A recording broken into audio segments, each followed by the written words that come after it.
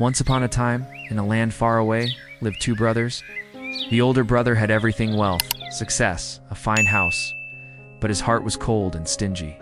The younger brother, on the other hand, had almost nothing, was very poor, but his spirit was rich with kindness and generosity.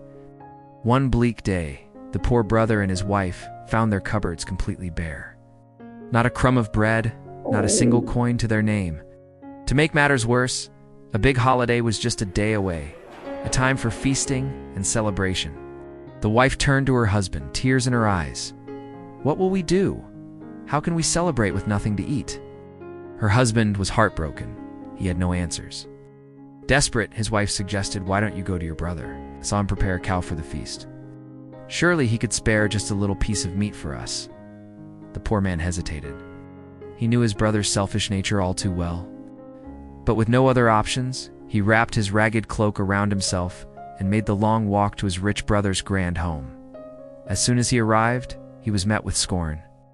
"What do you want?" his brother snapped. "We're busy preparing for the holiday." "Go away," cried his sister-in-law. Ignoring her cruel words, the poor man pleaded, "Brother, please. We have no food for the holiday. Could you lend me just a little meat so my wife and I can also celebrate?" The rich man's wife scoffed. "I knew it. I knew he'd come begging." The rich brother grumbled. Then with a cruel laugh, he threw a hard, bony cow's hoof at his younger brother. "Here," he sneered. "Take this ... and go to Hiysi." The poor man, though humiliated, thanked him, picked up the hoof, and started for home. As he walked, his brother's strange words echoed in his mind. Take it to Hiysi. He realized this hoof wasn't meant for him to eat. It was a delivery. Hiysi, the legendary wood-goblin, lived deep in the forest. So, with newfound purpose, the kind-hearted man turned away from his home and ventured into the dark, gloomy woods. He walked for what felt like miles, deeper and deeper into the forest. Eventually, he came across some woodcutters.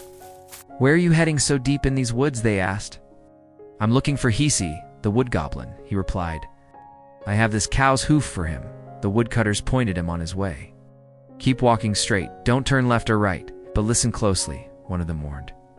"Hiysi loves meat. He will be grateful and offer you silver and gold. Refuse it all. Ask only for his millstone. Nothing else, just the millstone." The poor man thanked them for their strange advice and continued on his path. Soon enough, he found a small, peculiar hut. Inside sat Hiysi himself. "Why are you here?" the goblin grumbled. "I've brought you a gift," the man said, holding out the cow's hoof. Hiysi's eyes lit up. "Meat," he shrieked with joy. "Give it to me. I haven't tasted meat in 30 years. He snatched the hoof and devoured it in an instant. True to the woodcutter's words, Hiysi then offered a reward. "Take this silver," he said, holding out a handful of coins. "Thank you," the poor man replied. "Gold, then?" Hiysi offered, pulling out even more. "No, I don't want gold," the man insisted. "Precious stones, diamonds, rubies?" Hiysi asked, bewildered. "No, thank you," the man said politely. "What do you want, then?" the goblin demanded. The poor man took a deep breath and said, "I want your millstone." Hiysi was shocked. "My millstone? No, you can't have that. Ask for anything else." But the poor man was firm. "I only want your millstone." Seeing he had no choice, Hiysi sighed. "Very well. But do you know how to use it? This is a magic millstone. It will give you anything you wish. Just say, 'Grind my millstone.' When you have enough, you must say enough and have done to make it stop. Now go." The poor man gratefully took the heavy millstone, wrapped it in his cloak, and rushed home. His wife was overjoyed to see him. He explained his incredible adventure and placed the millstone on their small table. "Grind my millstone," he commanded. "Give us a feast fit for a king." Instantly, the millstone began to turn, and the most delicious foods imaginable poured out onto the table. There were roasted meats, fresh bread, sweet cakes, and savory pies. They ate until they were full. "Enough, and have done," the man said, and the millstone stopped. From that day forward, their lives were transformed. They had a new house, fields of crops, and never went hungry again. News of the younger brother's sudden wealth reached the older brother. Consumed by jealousy, he went to his brother's new home. "How did you become so rich?" he demanded. The kind brother, suspecting no harm, told him the entire story of Hiysi and the magic millstone. I must have it, the rich brother thought. Sell it to me, he begged. It's not for sale, the younger brother replied calmly. Then lend it to me. After all, I gave you the cow's hoof that started all this. The younger brother, wanting to be kind, agreed to lend it to him for just one day. But the rich brother had no intention of returning it. He snatched the millstone, ran off without even asking how to make it stop, and took it onto a boat.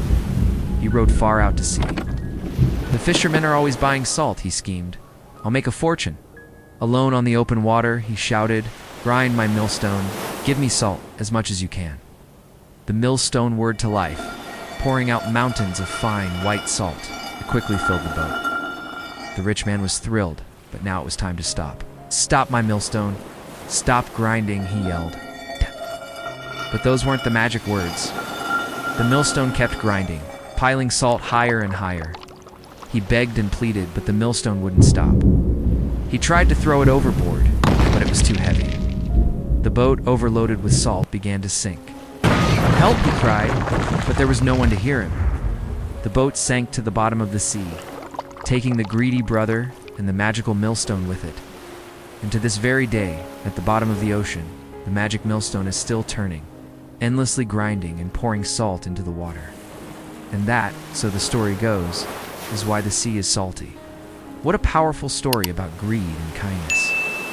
Thank you so much for joining us for this tale. If you enjoyed it, please give this video a thumbs up, and do forget to subscribe for more amazing stories from around the world.